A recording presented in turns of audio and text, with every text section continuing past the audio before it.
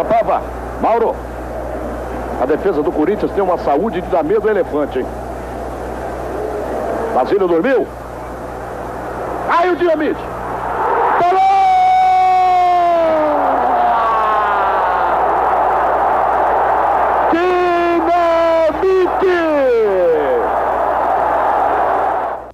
Roberto Dinamite foi um dos maiores jogadores do futebol brasileiro.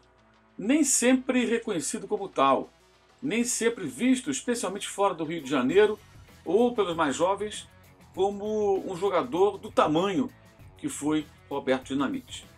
A sua morte neste domingo deixa aí um vazio, um vácuo e uma tristeza muito grande, porque foi um jogador que marcou época, conseguindo de maneira muito peculiar cativar até os seus rivais.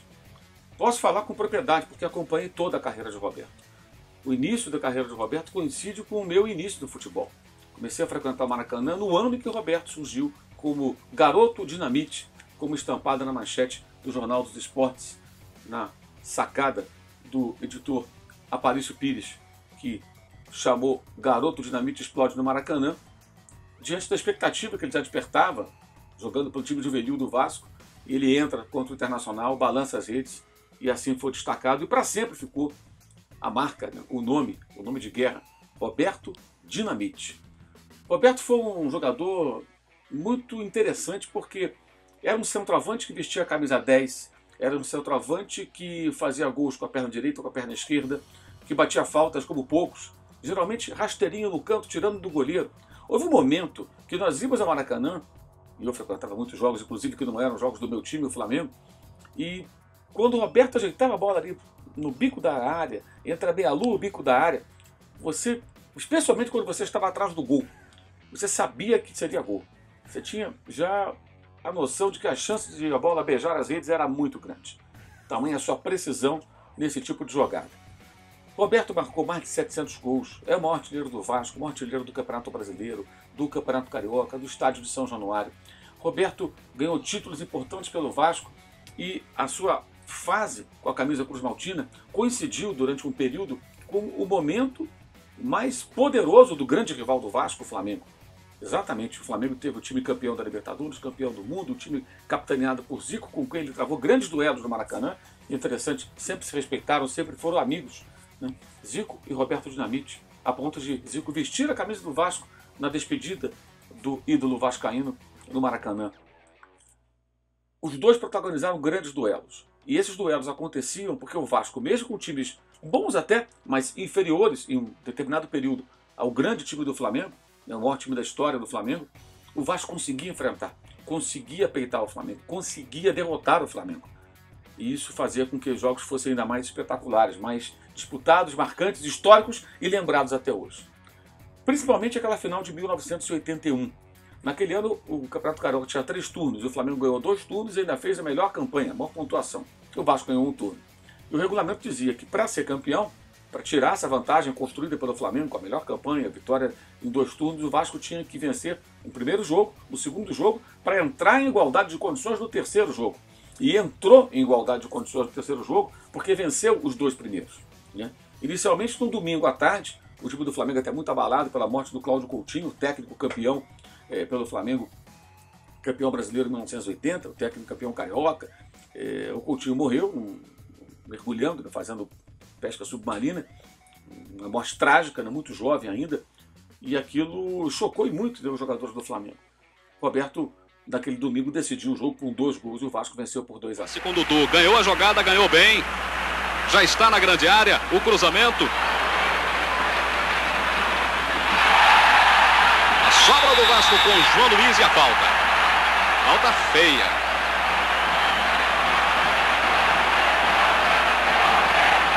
É uma falta muito perigosa, hein?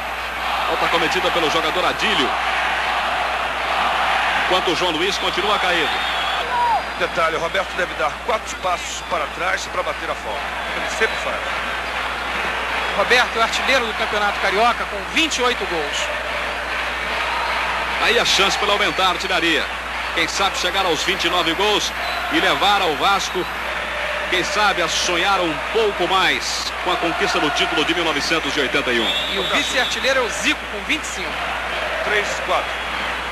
Correndo Roberto, batendo na trave, gol! Gol!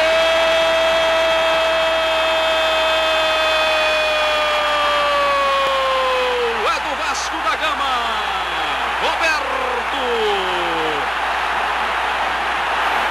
Roberto na cobrança de falta, a bola ainda bateu na trave.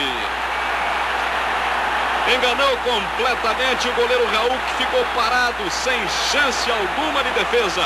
Roberto, camisa 10. Vasco 1, Flamengo 0, 20 minutos neste segundo tempo e a festa é do Vasco. E foi justamente de falta que Roberto fez o seu 29º gol.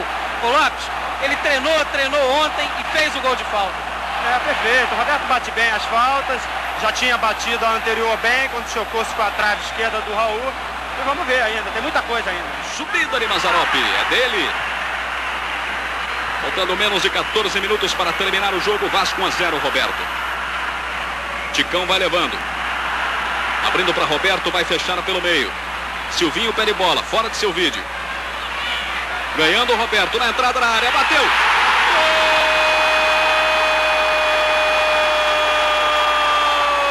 Um golaço de Roberto para o Vasco da Gama. Na entrada da grande área, ele bateu seco a retaguarda do Flamengo, enfiando a perna esquerda, sem defesa, uma bomba.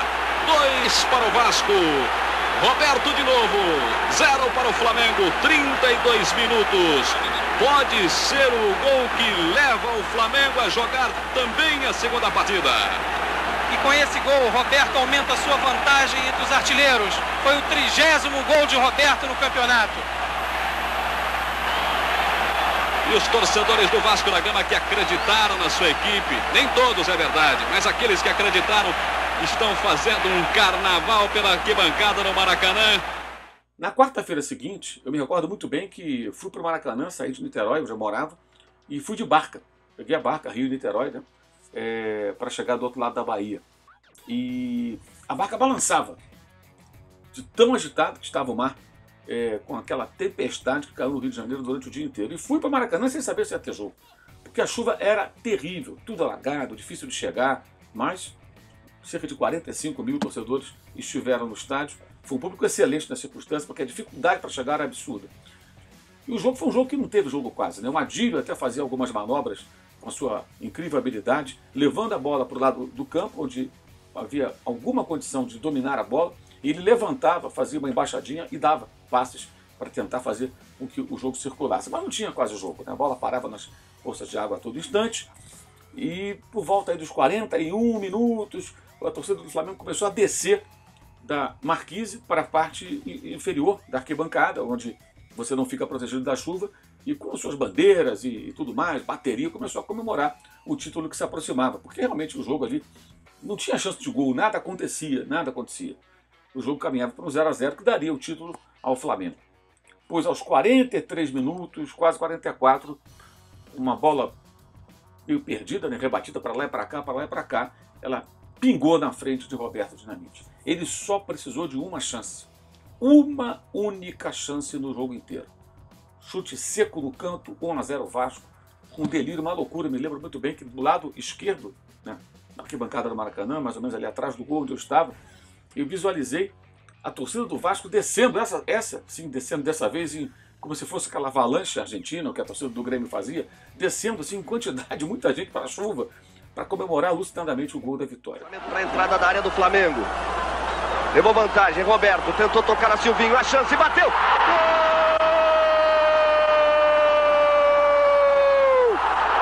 Do Vasco! Roberto Dinamite explode a galera vascaína no Maracanã. 43 minutos no segundo tempo. Roberto Dinamite, sempre Roberto Dinamite. O Flamengo comemorava o título, a torcida gritava: é campeão, é campeão. Sobrou para Roberto, a primeira que sobrou para ele. Canto direito, 1 a 0 Vasco. Antônio Lopes, o Vasco tira o grito de campeão da boca da torcida do Flamengo. Tá falta muito, vamos esperar. Uma noite incrível de futebol de Vasco e Flamengo. graças a Roberto Dinamite. Futebol quase não teve, mas a emoção do jogo, um jogo muito marcante. Saindo pela rampa superior do Maracanã, eu nunca vou me esquecer disso. Um português, um típico vascaíno português, um senhor, com um rádio grande, assim, apoiado aqui no ombro, ele carregava, segurando aqui o rádio e gritava todo o tempo: quem tem Roberto tem tudo, quem tem Roberto tem tudo. E essa frase ficou gravada na minha memória. Porque realmente eu fiquei pensando, cara, quem tem Roberto tem tudo. Faz todo sentido esse raciocínio, porque ele conseguia fazer do Vasco um Vasco muito mais forte do que de fato era, diante de um adversário que ele era superior. Porque era um jogador extraordinário, uma liderança técnica, um goleador nato, um jogador que às vezes até não é, como eu falei no começo desse vídeo, não é devidamente reconhecido como tal. Houve depois do terceiro jogo e o Flamengo foi campeão, vencendo por 2-1, com 168 mil pagantes no Maracanã. E o famoso jogo do ladrilheiro, né? Que foi também um grande jogo. O Flamengo tinha um time melhor, é verdade, foi campeão carioca. E o Vasco só conseguiu enfrentar o Flamengo e levar para o terceiro jogo, porque tinha o Roberto. Porque tinha Roberto. Se não tivesse o Roberto, não conseguiria. E o mais curioso é que no ano anterior, em 1980, o Roberto tinha sido vendido ao Barcelona, mas não se adaptou. E o Flamengo tentou contratá-lo. Estava encaminhada a contratação. Antes de Nunes, o artilheiro das decisões, chegar ao Flamengo, o Flamengo tentou o Roberto Dinamite. E o Roberto ia jogar no Flamengo. Mas, diante da possibilidade de ver o grande ídolo vestindo a camisa do grande rival, o Vasco se mexeu. Nas rádios do Rio de Janeiro, já havia até gols editados de Roberto com a camisa do Flamengo. Faziam edições, né, em que era Zé Carlos Araújo, por exemplo, na Rádio Nacional, gritando gol do Roberto e colocavam do Flamengo, aquelas montagens, né, porque tudo indicava ele vestiria a camisa rubro-negra e seria o centroavante daquele time que no ano seguinte ganharia a Libertadores e o Mundial. Então o Eurico Miranda, que começava ainda, digamos assim, né, como dirigente do Vasco, foi nos anos 70, começo dos anos 80, ainda não era tão conhecido dirigente, sempre muito polêmico e controverso, ele era diretor de futebol. O Eurico procurou o Barcelona, foi até a Espanha e conseguiu desfazer o negócio. Entre o Barcelona esperar o dinheiro do Flamengo para pagar o Vasco que faltava, foi mais fácil desfazer o negócio, não ter que pagar o Vasco que faltava, e o que tinha sido pago fizeram ali um acerto e o jogador voltou para o Vasco da Gama. E o primeiro jogo dele no Rio foi contra o Corinthians. Uma rodada dupla, Flamengo e Bangu no primeiro jogo, 3-0, 3 gols do Tita, e Corinthians contra Vasco da Gama, Vasco e Corinthians. Estádio lotado, mais de 100 mil pessoas, um domingo incrível. E aí criou-se a Fla Fiel, né? Bom, a torcida do Flamengo e do Corinthians ficaram misturadas do lado esquerdo da arquibancada do Maracanã, onde habitualmente ficam os rubro-negros, e do outro lado a torcida do Vasco ocupando, como sempre acontecia, o lado direito do anel do velho Maracanã. O Caçapava fez 1-0 para o Corinthians logo no começo e o Roberto fez 5 gols. 4 no primeiro tempo. Caçapava, Mauro. A defesa do Corinthians tem uma saúde de dar medo ao elefante, hein? Basílio dormiu. Aí o Dinamite. Falou!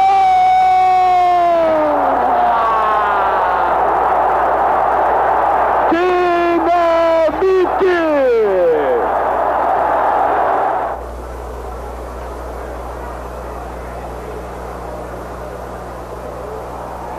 Roberto! Opa! Falou!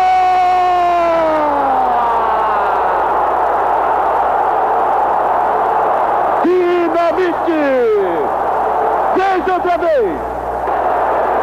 Não foi traído pelo kick de bola. Pontinho artilheiro, hein? Na marca de 27 do primeiro tempo. Vasco da Gama 2, Corinthians 1. Aqui no Maracanã, neste momento, a torcida do Vasco da Gama cantando o hino da União da Ilha. Talvez o hino mais bonito do Carnaval de 80. Falou!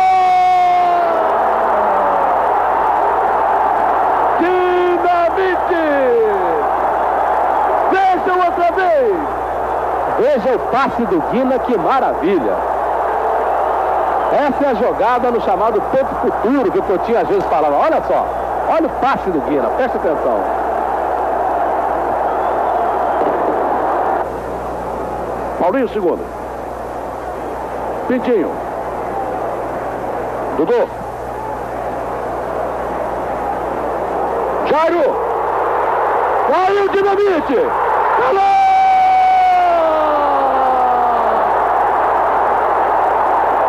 Dinamite!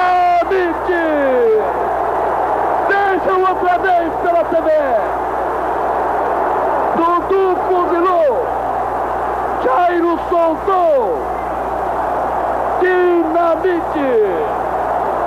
A marca de 39 do primeiro período.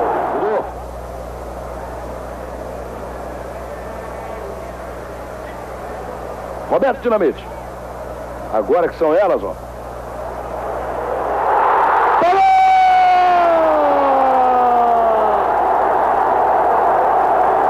Dinamite! Vejam outra vez. Caminhou entre Mauro e Amaral. Deu um canhão para o canto esquerdo da meta corintiana. Na marca de 27 minutos do período complementar. Roberto. Um espetáculo, um espetáculo. Acabou a Fla-Fiel, né? Não teve mais Fla-Fiel. Chega de Fla-Fiel.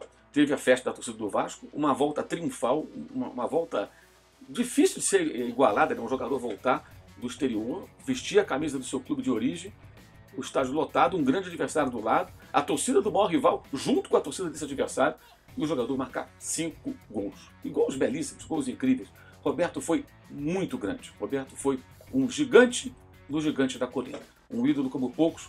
Os seus vídeos que estão aqui no YouTube, você pode assistir, você pode procurar, tem que ser vistos, especialmente pelos mais novos, para que tenham a noção de que jogador foi esse, do tamanho desse jogador, da importância do Roberto para o Vasco, para o futebol carioca e para o futebol brasileiro. Seus gols na Copa de 78 evitaram, inclusive na primeira fase, uma precoce eliminação do Brasil. Os gols do Roberto, que começou reserva e terminou titular naquele Mundial. Também esteve na Copa de 82, mas acabou não sendo aproveitado por Tele Santana. Até hoje, acho que um erro do Tele. Embora eu admirasse muito o centroavante Serginho, um grande artilheiro também, acho que o Roberto combinaria mais com aquele time de Falcão, Cerezo, Sócrates e Zico do que o Serginho. Até porque o Roberto tinha mais recursos, ele era um jogador mais completo. Roberto, no final da carreira, para vocês terem uma ideia, aos poucos foi se transformando quase num meia. Quando o Romário surgiu no Vasco, formaram a dupla Rorô, Roberto e Romário, com muito sucesso. E aí era a juventude e a explosão de Romário, naquelas arrancadas espetaculares, muitas vezes com passos de Roberto, com jogadas construídas por Roberto Dinamite. Ou seja, de tantas vezes explodir, né, depois de tantas vezes explodir as redes adversárias, ele continuou fazendo seus gols, mas também distribuindo bolas, passes para os companheiros, especialmente para o Romário marcar com a camisa do Vasco da Gama. Roberto fez do Vasco da Gama um clube maior. Roberto fez do Vasco da Gama competitivo no momento em que o seu grande rival tinha um time bem mais forte e melhor de sua história. Roberto é um dos maiores jogadores da história do futebol brasileiro. A morte de Roberto tem que ser tratada com tristeza e com reverência ao atleta que ele foi, ao goleador que ele foi, ao ídolo que ele foi para o Vasco da Gama. Parte um gigante do futebol brasileiro e a ele todo o meu respeito, a minha reverência e a minha admiração por esse jogador fantástico que depois, até posso dizer isso com muita tranquilidade, quando ele não foi para o Flamengo, eu como rubro-negro, né, não gostei, fiquei aborrecido no primeiro, mas poxa, Roberto no Flamengo ia ser demais, né? 16, 17 anos de idade, né? Depois, um pouco mais velho, eu percebi o seguinte, ele nunca deveria jogar no Flamengo. O Roberto tinha que jogar no Vasco, porque o Roberto era o Vasco. Roberto era a cara do Vasco, Roberto era a identidade do Vasco, Roberto é um símbolo do Vasco. Uma passagem pelo Flamengo poderia até resultar em títulos, poderia até resultar em grandes vitórias, mas ele não seria lembrado como hoje é e sempre será a cara do Vasco, o símbolo maior do Vasco, um ídolo do Vasco da Gama. Um clube gigantesco, dos maiores do Brasil, uma das maiores torcidas e que tem nele o seu grande símbolo. Saudações.